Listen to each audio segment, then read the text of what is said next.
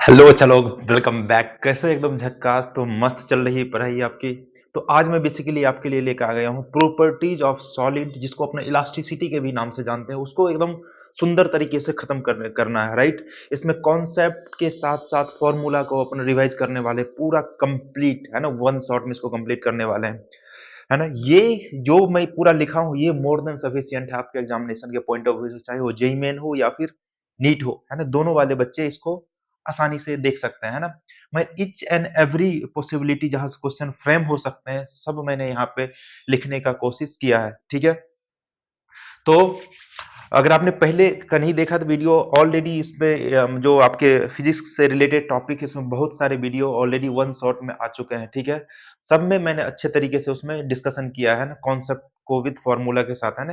क्योंकि ये revision series है, इसलिए इसमें अपने को कुछ डेरिवेशन काइंड ऑफ थिंग्स नहीं करेंगे, ठीक है। सिर्फ जाके इसमें कॉन्सेप्ट और फॉर्मूला क्या क्या चीज है वो मैं आपको समझा दूंगा, ठीक है। तो गुड मॉर्निंग, नमस्ते, सत श्री अकाल, जय हिंद, जब भी आप वीडियो देख रहे हैं। तो चलिए स्टार्ट करते बिना टाइम को वेस्ट किए हुए, है ना। एकदम सुंदर तरीके से अपन देखेंगे, ठीक है। अच्छा, इलास्टिसिटी।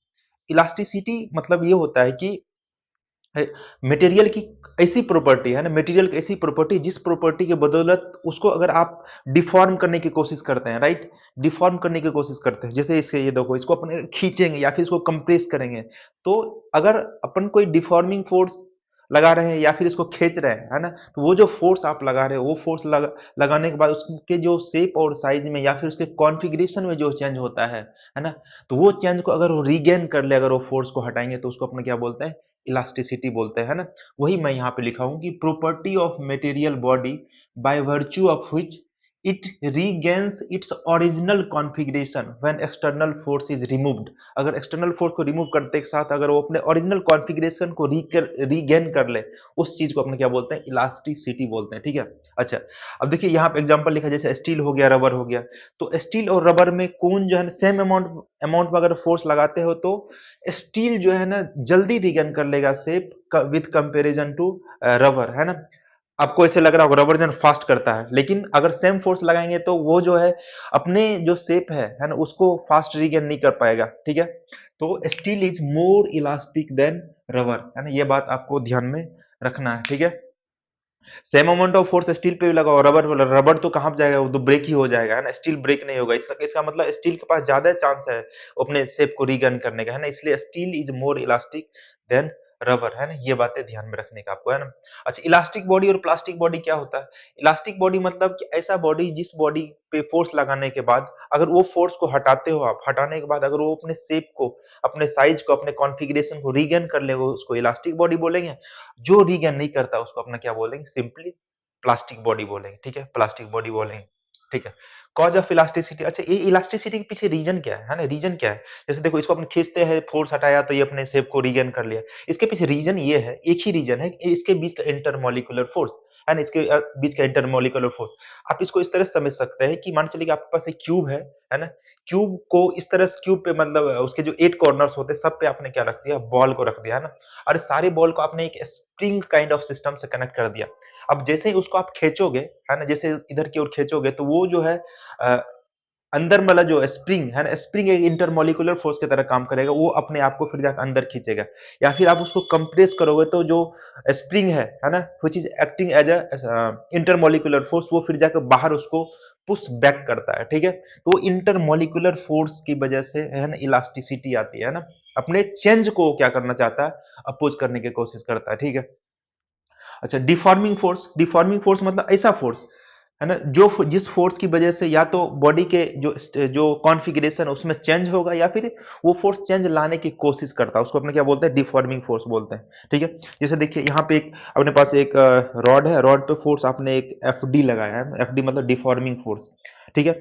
अच्छा, डिफॉर्मिंग फोर्स जैसे ही लगाया है, बॉडी के अंदर जो है ना, each and every cross section पे एक फोर्स इधर की ओर, इधर आपने डिफॉर्मिंग फोर्स लगाया तो इधर की ओर एक फोर्स डेवलप हो जाएगा, इस चेंज को क्या करने के लिए, अपोज करने के लिए, रीस्टोर करने के लिए, है ना। अच्छा, इक्विलिब्रियम कंडीशन पे एफ डी और एफ रीस्टोरिंग दोनों बराबर होते हैं, दोनों बराबर होते हैं। अगर दोनों बराबर नहीं होगा तो मटेरियल क्या करना स्टार्ट कर देगा, फ्लो करना स्टार्ट कर देगा, है ना, एज सिंपल एज दैट, ठीक है। ठीक है, ये समझ में आ गया। तो अपने पास जो स्ट्रेस का जो फॉर्मूला है वो होता है internal restoring force divide by area of cross section, मतलब अंदर का जो रीस्टोरिंग फोर्स है वो डिवाइड बाय एरिया करेंगे। ठीक है। अ, अच्छा, क्योंकि इक्विलिब्रियम कंडीशन पे जो डिफॉर्मिंग फोर्स है ना, वो रीस्टोरिंग फोर्स के बराबर है, तो इसको आप ऐसे भी लिख सकते हैं F D divide by A, F R divide by A. लेकिन फॉर्मूला वाइज क्या बोलता है, लिखेंगे अपना restoring force divide by area. वो तो फॉर्चुनेटली क्योंकि अपने एफ डी और एफ आर के बराबर आ रहा है, इसलिए यहाँ पे क्या लिख दिया, एफ आर भी लिख दिया। ठीक है, एफ आर भी लिख दिया। अच्छा, अब देखिए स्ट्रेस है ना, स्ट्रेस हो गया अपने पास internal restoring force divide by area of cross section of a body, है ना। इसका मान चलो कि एरिया क्या है, ए है, तो इसे क्या कर दिया, डिवाइड कर दिया। अच्छा, अब अपने पास जो स्ट्रेस होते हैं, तीन तरह के स्ट्रेस होते हैं। ठीक है, एक को बोलते हैं लॉन्गिट्यूडनल स्ट्रेस बोलते हैं, है ना। लॉन्गिट्यूडनल स्ट्रेस मतलब लेंथ वगैरह में कुछ चेंज आ रहा तो उसको लॉन्गिट्यूडनल स्ट्रेस, या उसी का दूसरा नाम है नॉर्मल स्ट्रेस, है नॉर्मल स्ट्रेस। दूसरा होता है शियर स्ट्रेस, शियर स्ट्रेस मतलब किसी भी ऑब्जेक्ट पे, ये अपने पास इस पे इस तरह से ये जो सरफेस, इस पे अगर आप फोर्स लगाओगे तो इसको आप क्या कर रहे होगे, शियर कर रहे होगे, है ना। शियर कर रहे हो, जैसे देखो इस पे फोर्स लगाए तो क्या हो गया, ये देखो शियर हो गया है ना। इस पे फोर्स लगाते हैं तो क्या हो रहा है, शियर हो रहा है। तो ये इसका जो एरिया हो गया है ना, ये जो आपने फोर्स लगाया वो फोर्स पर यूनिट एरिया को क्या बोलते हैं, शियरिंग स्ट्रेस बोलते हैं, या फिर इसको टेंजेंशियल स्ट्रेस बोलते हैं, टेंजेंशियल स्ट्रेस बोलते हैं। उस तरह से वॉल्यूमेट्रिक स्ट्रेस, है ना, कोई आपके पास बैलून है, उसको आप पानी के अंदर रख दिया तो पानी चारों तरफ से एक फोर्स लगा रहा होगा, है ना। फोर्स लगा रहा हो, फोर्स पर यूनिट एरिया, है ना। तो वो फोर्स डिवाइड बाय एरिया क्या बोलेंगे, वॉल्यूमेट्रिक स्ट्रेस बोलेंगे, उसी को बल्क स्ट्रेस बोलते हैं, उसी को हाइड्रोलिक स्ट्रेस बोलते हैं। तो लॉन्गिट्यूडिनल स्ट्रेस क्या हो गया, आपने एक यहाँ पे रॉड लिया, रॉड पे फोर्स आपने इधर एफ लगाया, और यहाँ पे longitudinal stress F divide by A कर दिया। इसी में इसके जो दो टाइप्स होते हैं, एक को बोलता है टेंसाइल स्ट्रेस, दूसरे को बोलते हैं कंप्रेसिव स्ट्रेस। टेंसाइल स्ट्रेस मतलब कुछ भी नहीं है। टेंसाइल स्ट्रेस मतलब क्या, किसको अगर आप खींच रहे हैं तो इसमें टेंशन क्रिएट हो रहा होगा, है ना। तो फोर्स डिवाइड बाय एरिया कर देंगे तो टेंसाइल स्ट्रेस, या इसको क्या कर रहे हो आप, इसको प्रेस कर रहे हो ना, इसको कंप्रेस कर रहे हो तो कंप्रेसिव स्ट्रेस आएगा। सिंपल। चलिए, अच्छा, शियरिंग स्ट्रेस तो ये तो समझ में आ गया, ऊपर का जो एरिया होगा, आप जो टेंजेंशियल फोर्स लिखा रहे हैं, tangential force divide by area. Volumetric stress या फिर बल्क स्ट्रेस या फिर हाइड्रोलिक स्ट्रेस क्या हो जाएगा, इधर जो फ्लूइड फोर्स लगा रहा होगा, है ना, बैलून के अंदर भी तो फोर्स लगा रहा होगा, नहीं तो ये क्रॉस हो चुका होता अभी तक। ठीक है, तो ये क्या करेंगे, एफ आई माइनस एफ, इसी को डेल्टा एफ डिवाइड बाई रख दिया, डेल्टा एफ डिवाइड बाई ये, इसी इसी को अपना इस वाले केस में क्या बोल देते हैं, क्योंकि पानी के अंदर है ना, पानी के लिक्विड के अंदर है, इसी को क्या बोल देते हैं, हाइड्रोलिक, मतलब हाइड्रोलिक स्ट्रेस भी इसको बोल देते हैं ना। देखो यहाँ पे लेकिन हाइड्रोलिक स्ट्रेस बोल देते हैं। डेल्टा एफ डिवाइड बाई ये क्या है, नथिंग बट प्रेशर है ना। इसको इस केस में क्या हो जाएगा, volumetric stress is equal to change in pressure, change in pressure, change in pressure. जैसे इसमें एग्जांपल के तौर पे इसे भी देख सकते हो कि जैसे कि आपके पास एक बॉल है ना, बॉल है, एटमॉस्फेरिक प्रेशर अंदर बाहर में जब था तो एटमॉस्फेरिक प्रेशर यहाँ पे पी नॉट लग रहा था। जैसे इसके अंदर आप लेके गए, है ना, इसके अंदर लेके गए तो एक तो एटमॉस्फेरिक प्रेशर हो गया, दूसरा एच हाइट अगर आप नीचे ले गए, एच हाइट नीचे ले गए तो कितना प्रेशर यहाँ पे हो जाएगा, पी, पी हो जाएगा P not plus row g H. तो डेल्टा पी का वैल्यू क्या हो जाएगा यहाँ पे, इसको आप माइनस कर दो तो रो जी एच, रो जी एच, है ना। तो यहाँ पे क्या हो जाएगा, ये वॉल्यूमेट्रिक स्ट्रेस या फिर हाइड्रोलिक स्ट्रेस की value rho g h, change in pressure के ही बराबर होता है इस केस में। ठीक है। अच्छा, अब चलते हैं, है ना, अब चलते हैं, ये देखो लॉन्गिट्यूड, यहाँ पे लॉन्गिट्यूडनल स्ट्रेस था, है ना, यहाँ पे शियर स्ट्रेस था, यहाँ पे वॉल्यूमेट्रिक स्ट्रेस था। तो लॉन्गिट्यूडनल स्ट्रेस ने एक स्ट्रेस प्रोड्यूस किया मतलब स्ट्रेन प्रोड्यूस किया होगा, शियरिंग स्ट्रेस भी एक स्ट्रेन प्रोड्यूस किया होगा, या फिर वॉल्यूमेट्रिक स्ट्रेस या फिर बल्क स्ट्रेस भी एक स्ट्रेन प्रोड्यूस किया होगा। ठीक है, मतलब इसके तीन बच्चे हो गए, है ना, ये जो स्ट्रेस जो तीनों के एक एक बच्चे हो गए, है ना, वो अपन देखेंगे। अब देखो स्ट्रेन को डिफाइन करते हैं, कई बच्चे को ये सिर्फ जाके मतलब फॉर्मूला जो है ना रट लेते हैं कि change in length divide by original length ही होता है स्ट्रेन। नहीं है, सिर्फ जाके वो स्ट्रेन नहीं होता है। स्ट्रेन को इन जनरल अगर आप डिफिनेशन देखते हैं तो वो होता है change in configuration of object divide by original configuration. कोई भी ऑब्जेक्ट है, उसके जो आपने कुछ फोर्स लगाया है ना, फोर्स लगाने के बाद उसके कॉन्फ़िगरेशन में जो चेंज हुए हैं, उसके कॉन्फ़िगरेशन में जो चेंज हुआ और डिवाइड बाय ओरिजिनल कॉन्फ़िगरेशन, है ना, उसके रेशियो क्या बोलते हैं, स्ट्रेन बोलते हैं। वो तो कुछ भी हो सकता है, जैसे कि चेंज इन लेंथ भी हो सकता है ना? चेंज इन एरिया भी हो सकता है ना? चेंज इन वॉल्यूम भी हो सकता है, कुछ भी हो सकता है ना? तो जो भी चेंज होगा वो change divide by original configuration को क्या बोलेंगे? स्ट्रेन बोलेंगे, है ना? तो स्ट्रेन 3 तरह से डिफाइन करते हैं अब। अच्छा, इसका कोई यूनिट नहीं होगा क्योंकि दोनों एक तरह से ये रेशियो है। ऊपर में चेंज मान चलो लेंथ में चेंज हो रहा है तो उसका यूनिट तो ऊपर में चेंज ही आएगा, है ना? तो change divide by original length, है ना? या फिर change in area divide original area, change in volume divide original volume, मतलब वॉल्यूम वॉल्यूम कट जाएगा, लेंथ लेंथ कट जाएगा, है ना? तो वो कट जाएंगे तो इसका यूनिट क्या आएंगे? कोई यूनिट नहीं होगा, नो यूनिट, इसके कोई डायमेंशन भी नहीं होते हैं, डायमेंशन भी नहीं होते हैं। अच्छा, जैसा कि मैं बोला था इसके एक बच्चे हैं जिसका नाम है स्ट्रेन। स्ट्रेन को अब 3 तरीके से डिफाइन किया गया है ना? 3 तरीके स्ट्रेन होते हैं। एक तो लॉन्गिट्यूडिनल स्ट्रेन होता है, उसी को नॉर्मल स्ट्रेन बोलते हैं। दूसरा शियर स्ट्रेन हो गया। तीसरा क्या हो, वॉल्यूमेट्रिक स्ट्रेन या फिर इसको बल्क स्ट्रेन बोलेंगे। ठीक है? अच्छा, लॉन्गिट्यूडिनल स्ट्रेन या फिर नॉर्मल स्ट्रेन की बात करते हैं, नॉर्मल स्ट्रेन की बात करते हैं। ठीक है? मतलब स्ट्रेस के जो है लॉन्गिट्यूडिनल स्ट्रेस के एक बच्चे का नाम क्या है? लॉन्गिट्यूडिनल स्ट्रेन है। फिर जाके शियरिंग स्ट्रेस को शियरिंग स्ट्रेन है। फिर वॉल्यूमेट्रिक स्ट्रेस को वॉल्यूमेट्रिक स्ट्रेन है ना? तो 3 इसके हो गए, है ना? इसके खानदान के 3 एक-एक चिराग है ना? चिराग बोल सकते हैं, ठीक है? अच्छा, अब देखिए लॉन्गिट्यूडिनल स्ट्रेन या फिर नॉर्मल स्ट्रेन को डिफाइन करने के लिए एक रॉड लिया, मैं इसमें फोर्स F लगाया। फोर्स F लगने की वजह से हमने माना कि इसके जो लेंथ था, original length L and Li, इसमें चेंज हो गया और लेंथ LF हो गया। चेंज इन लेंथ कितना हो जाएगा? फाइनल माइनस इनिशियल कर देंगे, है ना? Delta L divide by original length, है ना? ओरिजिनल लेंथ Li है तो क्या हो जाएगा? LF minus Li divide by Li, है ना? सिंपल से इसका क्या लिखेंगे? Delta L by initial length, है ना? Delta L divide by initial length, ये आ गया। ठीक है? और शियर स्ट्रेस क्या हो जाएगा? जैसे आपने ऊपर में फोर्स लगाया है इसके, है ना? इसके माथे पे ऐसा फोर्स लगाया, कितना ये आगे भागा, है ना?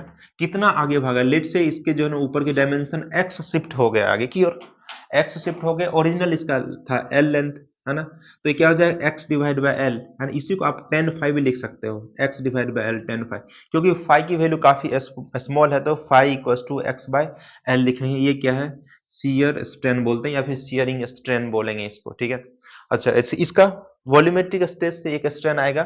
अब देखो इसमें कुछ वॉल्यूम उसका चेंज हुआ है ना? चेंज को अपने डेल्टा वी से डिनोट कर दिए, डेल्टा वी से डिनोट कर दिए। अच्छा, delta V divide by V, volume क्योंकि कम हो रहा है ना? कम हो रहा है, इसको अपने को अगर पॉजिटिव रखना है तो क्या करेंगे? माइनस साइन एक और लगा देंगे, क्या हो जाएगा? Change in volume divide by original volume, इसको वॉल्यूमेट्रिक स्ट्रेन बोलेंगे। ठीक है? अच्छा, अब अपने पास हुक्स लॉ है, हुक्स लॉ, है ना? हुक्स लॉ ये बोलता है कि किसी भी बॉडी पर अगर आप स्ट्रेस लगा रहे होते हैं, स्ट्रेस लगा, तो बोलता है जितना आप स्ट्रेस उस पे लगा रहे हो, है ना, उतना ही उसमें स्ट्रेन प्रोड्यूस होता है ना? इसका मतलब stress is directly proportional to strain होता है ना? Stress is directly proportional to strain होता है। लेकिन कब तक ऐसा होता है? ये होता है प्रोपोर्शनलिटी लिमिट तक। प्रोपोर्शनलिटी लिमिट कहने का मतलब है, ये देखो यहाँ पे मैंने एक स्ट्रेस ड्रॉ किया, यहाँ पे एक्स एक्सिस पे स्ट्रेन ड्रॉ किया, है ना? ये कहाँ तक वैलिड है? इस वाले पॉइंट तक, है ना? एक सर्टेन मटेरियल की भी अपनी एक क्षमता होती है ना, उसको आप खींचते जाओगे तो ऐसा कोई जरूरी थोड़ी है कि जितना आप स्ट्रेस लगा रहे हो उसी के हिसाब से स्ट्रेन प्रोड्यूस होगा, है ना? वो ऐसा जरूरी नहीं है ना? एक सर्टेन पॉइंट तक होता है, एक पॉइंट तक होता है, उस पॉइंट को बोलते हैं अपना प्रोपोर्शनलिटी लिमिट। यानी ये बात आपको ध्यान में रखना है कि हुक्स लॉ वैलिड है कहाँ तक? प्रोपोर्शनलिटी लिमिट तक वैलिड है ना? Hooks law valid valid till proportionality limit. एक इलास्टिक लिमिट भी आता है, वहां तक हुक्स लॉ वैलिड नहीं है, है वहां पर नॉन लीनियर रिलेशनशिप आ जाता है ना? वैलिड टिल प्रोपोर्शनलिटी लिमिट, है ना? तो अपनी stress directly proportional to strength था, तो अब प्रोपोर्शनलिटी को हटाने के लिए मैंने एक कांस्टेंट को इंट्रोड्यूस कर दिया जिसको ई बोल दिया, है ना? तो stress equals to E times into strain, है ना? ई की वैल्यू कितनी आ जाएगी? स्ट्रेस डिवाइड बाय स्ट्रेन आ गया, है ना? Stress divide by strain. इसी रेशियो को, है ना, इसी स्ट्रेस डिवाइड बाय स्ट्रेन के रेशियो को अपना बोलते हैं modulus of elasticity. Modulus of elasticity. पहले देखिए हमने क्या पढ़ा? स्ट्रेस पढ़ा, फिर हमने स्ट्रेन पढ़ा और दोनों को रिलेट कर दिया, दोनों में रिलेशनशिप, है ना, दोनों में रिश्तेदारी करवा दिया हमने, है ना? रिश्तेदारी करवा दिया स्ट्रेस डिवाइड बाय स्ट्रेन, और उस क्वांटिटी को, उस फिजिकल क्वांटिटी को हमने नाम दे दिया modulus of elasticity, modulus of elasticity.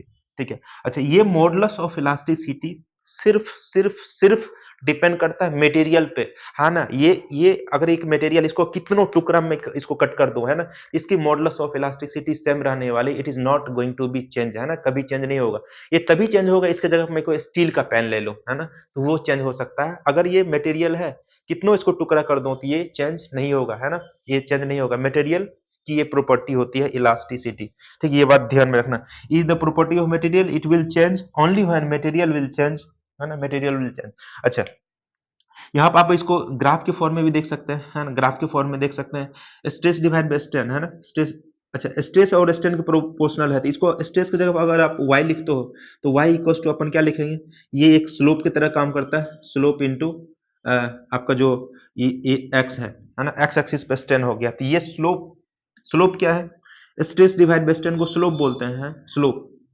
तो ये स्लोप की वैल्यू कितनी हो जाएगी, ई के बराबर, ई मतलब क्या, टेन, टेन थीटा। इस तरह से ग्राफ में अगर आपको क्वेश्चन दे दे कि स्ट्रेस और स्ट्रेन का ये ग्राफ है, और आपका है ना एक मटेरियल ये 1 है, दूसरा मटेरियल 2 है, तो कौन सा ज्यादा इलास्टिक है, जिसकी थीटा की वैल्यू बड़ी होगी, क्योंकि टेन थीटा होता है ई के बराबर, है ना, टेन थीटा होता है मॉडुलस ऑफ इलास्टिसिटी के बराबर, जिसकी थीटा की वैल्यू बड़ी होगी उसकी इलास्टिसिटी अधिक होगी, सिंपल सी बात है ना।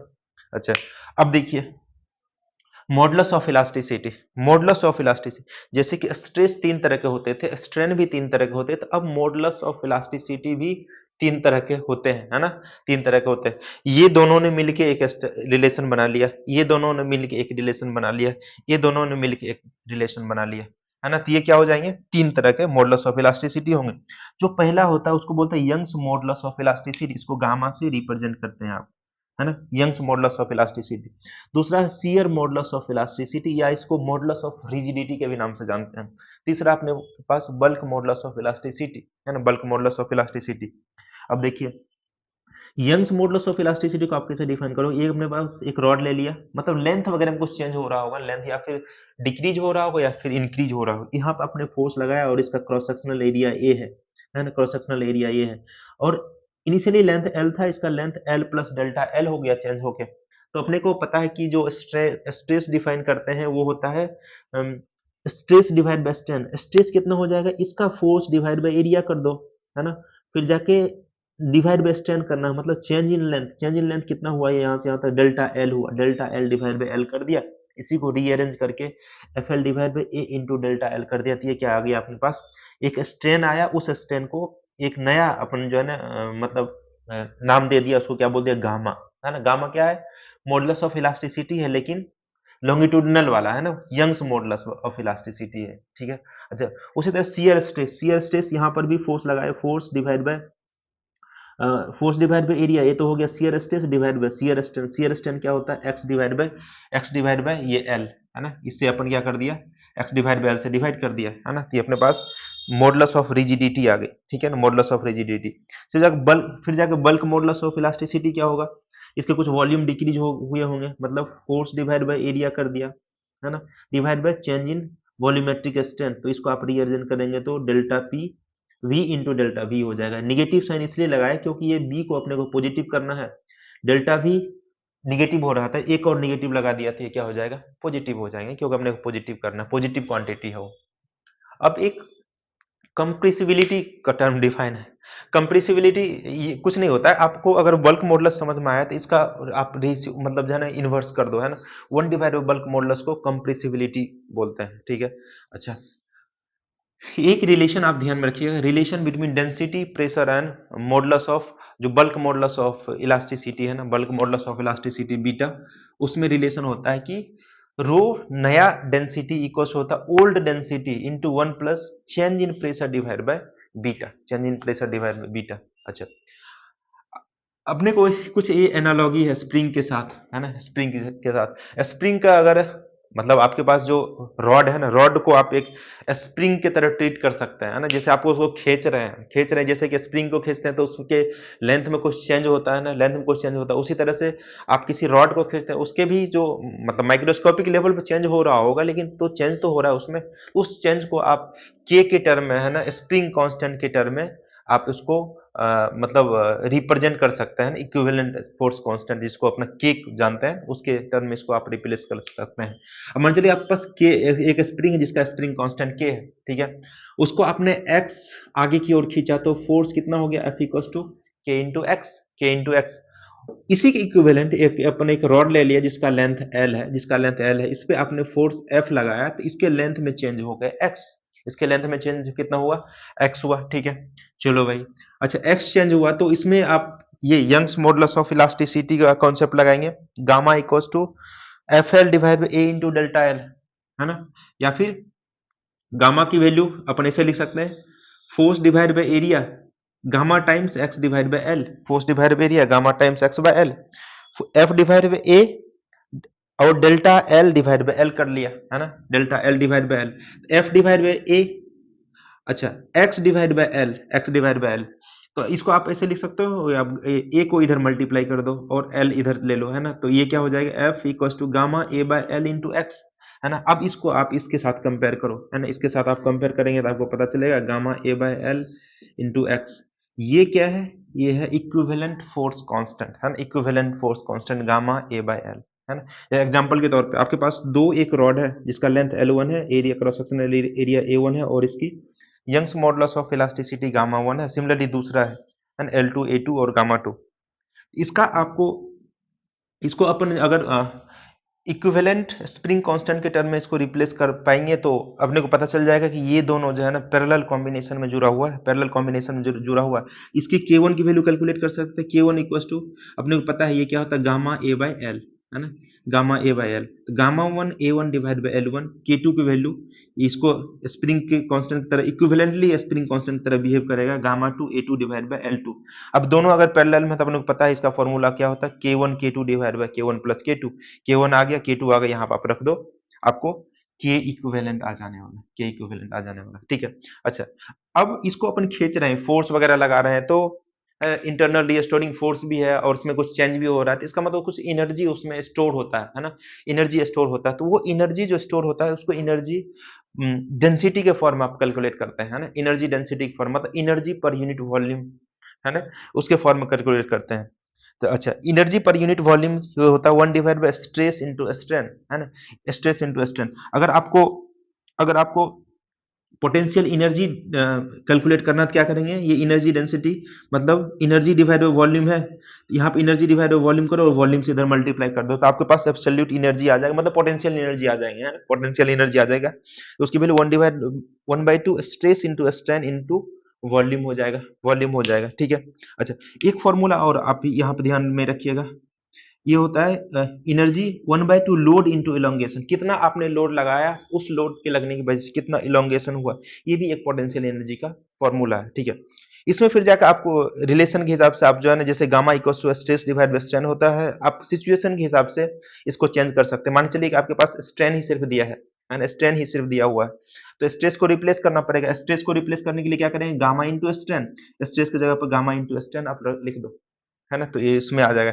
या फिर आपको सिर्फ जाके स्ट्रेस दिया हुआ है, स्ट्रेस दिया हो तो यहाँ पे स्ट्रेन के वैल्यू लिख सकते हैं, stress divide by gamma, stress divide by gamma, इससे आप रिप्लेस करके फॉर्मूला आप फ्रेम कर सकते हो, आप कैलकुलेट कर सकते हो, है ना। अच्छा, इलोंगेशन ड्यू टू, अगर कोई भी आपके पास रॉड है, इसको आपने हैंग कर दिया, इसके जो खुद के जो वेट है इसकी वजह से इसमें कितना इलोंगेशन हो रहा है ना, ये कई बार पूछते हैं डायरेक्ट, आपको ये ध्यान में रखना है। ये होता है mg l divide by 2 gamma a, m तो इसका मास हो गया, g तो हो गया acceleration due to gravity, l इसका लेंथ है, a है इसका क्रॉस सेक्शनल एरिया और गामा क्या है, modulus of Young's modulus of elasticity, और है ना, तो mg l divide by 2 gamma a, mg l divide by 2 gamma a। अब ये वाला चीज देखिए, relation between stress and strain Hooke law, ये चीज, ये जो चीजें हैं बच्चे इसमें बहुत ज्यादा कंफ्यूजन पालते अपने मन में, ऐसा कुछ है नहीं, मैं ऐसा समझा रहा हूँ आपको, समझने की कोशिश कीजिएगा, ठीक है। आपने एक स्ट्रेस और स्ट्रेन कर्व आपने ऐसा यहाँ पे ड्रॉ किया, है ना, स्ट्रेस एंड स्ट्रेन कर्व को ड्रॉ किया, आपने ये यहाँ से क्या किया कि यहाँ से एक स्ट्रेट लाइन ड्रॉ किया, ये यहाँ से ए तक, ठीक है, फिर जाके ये यहाँ से थोड़ा सा टिल्ट होना स्टार्ट हुआ, ये वाला पॉइंट बी वाला पॉइंट हो गया, है ना, बी वाला पॉइंट, फिर जाके ये आगे की ओर बढ़ा, ये सी वाला पॉइंट हो गया, फिर यहाँ से उठता हुआ डी पाया, फिर जाके ये नीचे हो गया, इस तरह का ग्राफ है। अपने को पता है कि हुक्स लॉ जो वैलिड होता है वो प्रोपोर्शनलिटी लिमिट तक वैलिड करता है ना। प्रोपोर्शनलिटी लिमिट यहाँ मतलब जब तक ये स्ट्रेट लाइन है वहां तक हुक्स लॉ वैलिड हो रहा है। इसका मतलब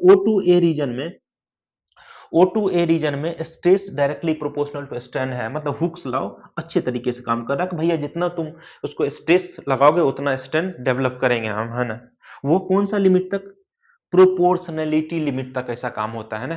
कई बार एमसीक्यू में ऐसा क्वेश्चन बना के पूछ लेते हैं कि भाई Hooke's law valid up to elastic limit, proportionality limit, till fracture point, till ultimate point, तो वो कहाँ तक का वैलिड होता है? वो सिर्फ प्रोपोर्शनलिटी लिमिट तक वैलिड है ना। फिर जाके आपने स्ट्रेस को और बढ़ाया और आगे तक गया, है ना। आप बी पॉइंट तक लेके गए, बी पॉइंट तक लेके गए है ना स्ट्रेस को। फिर बी पॉइंट पर भी बोलता है कि वहां पे ऑल दो नॉन लीनियर रिलेशन आ गया, लेकिन बोलता है अगर बी पॉइंट भी आप उस पर स्ट्रेस लगाना बंद कर दोगे तो वो पूरा का पूरा मटेरियल अपने चेंज को रीस्टोर करके वापस यहाँ पे आ जाएगा, है ना। जैसे वहां पे स्ट्रेस हटाओगे स्ट्रेन की वैल्यू क्या हो जाएगी? स्ट्रेन की वैल्यू क्या हो जाएगी? जीरो हो जाएगी। कहां तक? बी तक, है ना, बी तक। तो बी वाला जो पॉइंट है उसको क्या बोलते हैं? इलास्टिक पॉइंट बोलते हैं, है ना, इलास्टिक पॉइंट बोलते हैं। ये इसको क्या बोले? ये ऐसे बोल सकते हैं इलास्टिक लिमिट है ना, इलास्टिक लिमिट है।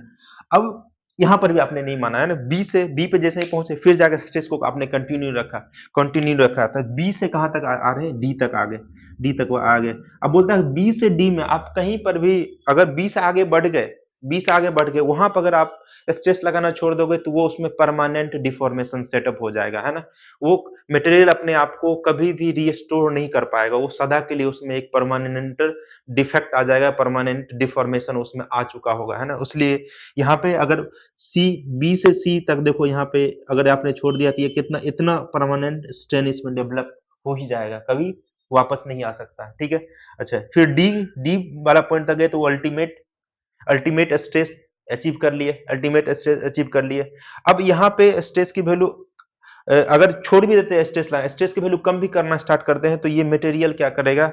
उसमें उसमें जो है ना स्ट्रेन फिर बढ़ता ही रहेगा, मतलब ऑटोमेटिकली उसमें फ्लो होना स्टार्ट हो गया, है ना। मटेरियल बिना स्ट्रेस का ही वो क्या हो रहा है? उसमें स्ट्रेन डेवलप हो गया, है ना, डी से ई में, है ना, डी से ई में। अच्छा, ये जो बी वाला पॉइंट है इसको अपना इल्ड पॉइंट बोलते हैं या इल्ड स्ट्रेस बोल दिया इसको, है ना, इल्ड स्ट्रेस। यहाँ पे ये जो हो गया इसको अल्टीमेट अल्टीमेट स्ट्रेस बोलते हैं। और ई जो पॉइंट है उसको क्या बोलेंगे? इसको फ्रैक्चर पॉइंट बोलते हैं, है ना। यहाँ से लिखा ओ से A stress directly proportional to strain, Hooke's law valid. A वाला पॉइंट को अपना बोलते हैं प्रोपोर्शनलिटी लिमिट, है ना। ए से बी में non linear but still regain it's change, है ना। बी को इलास्टिक लिमिट बोलते हैं, बी को इलास्टिक लिमिट बोलेंगे। अच्छा, बी से डी में फिर जाकर बोला if remove strain does not equal to zero. B से डी तक जाने में अगर आपने फोर्स को रिमूव भी किया तो उसके स्ट्रेन कभी भी जीरो नहीं हो सकते, क्योंकि परमानेंट डिफॉर्मेशन, परमानेंट स्ट्रेन उसमें सेटअप हो चुका है, ठीक है। अच्छा, ये फिर जाके एक पॉइंट आप ध्यान रखें, ई है, ई तो एक फ्रैक्चर पॉइंट है, डी अल्टीमेट टेंसाइल स्ट्रेंथ है, डी अल्टीमेट टेंसाइल स्ट्रेंथ है। अच्छा, अब ये बात आप ध्यान रखिए, डी और ई के बीच में, है ना, डी और ई के बीच में अगर डी एंड ई क्लोज है एक दूसरे के, है ना, डी और ई आपस में एक दूसरे क्लोज है तो मटेरियल होता है ब्रिटल नेचर का। कैसा होता है? मटेरियल ब्रिटल होता है, ब्रिटल। अगर डी एंड ई बहुत दूरी पे है, मतलब फार है ना, तो एक दूसरे डी और ई के बीच में गैप बहुत ज्यादा है तो वो मटेरियल डक्टाइल नेचर का होता है। जैसे अपना वायर वगैरह जो बनाते हैं ना, वायर में कैसा होना चाहिए कि जैसे कि उसमें आपने स्टैंड लगाया तो वो फ्लो ज्यादा होना चाहिए, है ना, फ्लो ज्यादा होना चाहिए। तो उस तरह का मटेरियल होना आपको चाहिए जिसमें डी और ई के बीच में क्या है, डिस्टेंस बहुत ज्यादा होगा। जितना ज्यादा डिस्टेंस होगा उतना ज्यादा उसको खींच के है ना वायर बना सकता है ना, उतना ज्यादा उसमें स्ट्रेंथ डेवलप कर सकते हैं, उतना ज्यादा आपके लिए अच्छा है। तो अगर आप वायर वगैरह कुछ बना रहे तो ऐसा मटेरियल सेलेक्ट करना पड़ेगा जिसमें डी और ई के बीच में गैप बहुत ज्यादा हो, है ना। अगर ये बोलता है कि डी और ई अगर काफी क्लोज हो जाएगा तो वो कौन सा मटेरियल कहलाएगा? वो ब्रिटल मटेरियल मटेरियल वो होगा, ठीक है, ब्रिटल मटेरियल होगा वो। पॉइजन्स रेशियो एक टर्म है, हालांकि इस बार के सिलेबस में हटा दिया, कुछ बड़ी चीज है भी नहीं, 5 सेकंड का काम आप देख लीजिए, ठीक है। पॉइजन्स रेशियो, अगर किसी चीज को आप फोर्स लगा के उसके लेंथ को इंक्रीज करते हैं तो मटेरियल तो कहीं बाहर से आता नहीं है उसका, है ना, वही मटेरियल जो है ना थोड़ा सा फ्लो होकर आगे की ओर भाग जाता है। जैसे देखिए यहाँ पे एक मैं रॉड लिया हूँ, इसकी अभी डायमीटर डी है और लेंथ एल है। जिससे आपने इसको खींचा, जैसे आपने इसको खींचा तो इसकी जो है ना ये वाला जो है ना, ये जो डायमेंशन जो था लेटरल वाला, है ना, लेटरल डायमेंशन क्या हो गया? थोड़ी सी छोटी हो गया, और वही जो डायमेंशन इधर की ओर जो छोटा हो वही मटेरियल आगे की ओर फ्लो हो गया, है ना, वही फ्लो हो गया। तो यहाँ पे अब देखिए इसकी लेंथ बढ़ के एल प्लस डेल्टा एल हो गई, इनिशियल एल थी, है ना, इसका जो डायमीटर था वो कम होके डी डैश हो गया, कम होके डी डैश हो गया। तो चेंज इन डायमीटर क्या हो जाएगा, D dash minus D, final minus initial कर दिया, फाइनल माइनस इनिशियल कर दिया। अब जो पॉइजन्स रेशियो जो सिंपल से डिफाइन करते हैं, ये बोलता है कि lateral strength divide by longitudinal strength. Lateral strength मतलब इसके डायमीटर में भी जो जो चेंज हुआ, है ना, change in diameter divide by original diameter, और लॉन्गिट्यूडिनल स्ट्रेंथ अपने को पता है change in length divide by original length. ये जो रेशियो आता है उसी को अपना पॉइजन्स रेशियो बोलते हैं, है ना, पॉइजन्स रेशियो बोलते हैं। अगर पॉइजन्स रेशियो आपको आ गया तो ये रिलेशन जो है ना कई बार डायरेक्ट पूछ देता है, आपको ध्यान में रखने का, है ना। जैसे कि बल्क मॉडुलस ऑफ इलास्टिसिटी को आप लिख सकते हैं gamma divide by 3 into 1 minus 2 times of Poisson's ratio. उसी तरह से जो मॉडुलस ऑफ रिजिडिटी या फिर शियर मॉडुलस है उसको लिख सकते हैं gamma divide by 2 into 1 plus modulus of, आपको लिख सकते हैं मॉडुलस ऑफ पॉइजन्स रेशियो, है ना, gamma divide by 2 into 1 plus Poisson's ratio. फिर बीटा को आप इस तरह से भी लिख सकते हैं, अगर म्यू और म्यू को दोनों को रिप्लेस करें 1 और 2 के हेल्प से, तो gamma G divide by 9 G minus 3 gamma होता है। ये रिलेशन पॉइजन्स रेशियो लिखे, फिर जाके एक रिलेशन मैंने यहाँ पे लिख दिया। अच्छा, एक इस तरह का कई बार क्वेश्चन ऐसा पूछता है कि इसमें टेंसाइल और शियर स्ट्रेस आपको कैलकुलेट करना है, तो ये कैसे कैलकुलेट करोगे। आपके जो है ना इस वाले सेक्शन पे फोर्स एफ लग रहा है इधर की ओर, है ना, फोर्स एफ लग रहा है। ये जो सेक्शन है ना ये थोड़ा सा टिल्टेड जो थीटा एंगल बना रहा है ना, इस पे आपको इसका शियर स्ट्रेस और टेंसाइल स्ट्रेस ढूंढना है। तो अपना हमने क्या किया, ये जो है ना मटेरियल को यहाँ पे जो जो भी क्रॉस सेक्शन पूछा इसको कट करके यहाँ पे निकाल लिया। अब फोर्स इसका हॉरिजॉन्टली लग रहा है, तो एक कंपोनेंट इसके ये जो क्रॉस सेक्शन है इसके परपेंडिकुलर होंगे, है ना, जो इसको टेंसाइल स्ट्रेस देने का काम कर रहा होगा। जो इसके पैरेलल है, इसके जो टेंजेंट में है, टेंजेंट उसको ये जो आपका शियर स्ट्रेस देने का काम करेगा। तो एफ का एक कंपोनेंट एफ कॉस थीटा हो गया जो कि परपेंडिकुलर इसके, एक एफ साइन थीटा जो इसके टेंजेंट में है, ऐसा है ना, एक इसको परपेंडिकुलर हो गया, एक इसके टेंजेंट में हो, दो फोर्स हो गए। अब देखिए एरिया वेक्टर का डायरेक्शन, क्योंकि इस वाले सेक्शन पे अपने को बोला है कैलकुलेट करने के, तो एरिया वेक्टर का डायरेक्शन इधर की ओर होगा, है ना। अपने को पता नहीं कितना एरिया है ना, इसको अपन क्या मान लिया, ए डैश मान लिया, है ना, ए डैश मान लिया इसका एरिया। अच्छा, अपने को पता है कि इसका जो कंपोनेंट होगा ए ए वन कॉस थीटा, और इधर का जो एरिया उसके बराबर हो जाएगा, इसके एक कंपोनेंट इधर की ओर लेंगे, इधर की ओर लेंगे तो वो एरिया ए के बराबर हो जाएगा। इसका मतलब A one cos theta equals to A आ गया। ए वन की जो वैल्यू क्या आ जाएगी, A divide by cos theta. अब आपके पास एरिया भी आ गया और फोर्स भी है, टेंजेंशियल निकालना है तो ये टेंजेंशियल जो फोर्स है आपका, है ना, F cos theta divide by area डिवाइड कर दिए, A divide by cos theta, F cos square theta divide by A आ गया। फिर शियर निकालना तो ये वाला एफ साइन थीटा ले लीजिए और ए कॉस थीटा, एरिया तो सेम ही रहेगा इसका, है ना, A divide by cos theta दिया आ जाएगा, F sine theta cos theta divide by A आ गया, है ना। ये crystal complete revision with formula concept सब मैंने कर दिया, है ना। होप ये चीजें आपको समझ में आई होगी और बहुत अच्छे तरीके से आई होगी, ठीक है। तो पढ़ते रहिए और मचाते रहिए, है ना, क्योंकि जब तक तोड़ेंगे नहीं तब तक छोड़ेंगे नहीं, लगे रहना, ठीक है। तो मिलते हैं किसी नेक्स्ट वीडियो में, तब तक के लिए साइनिंग ऑफ।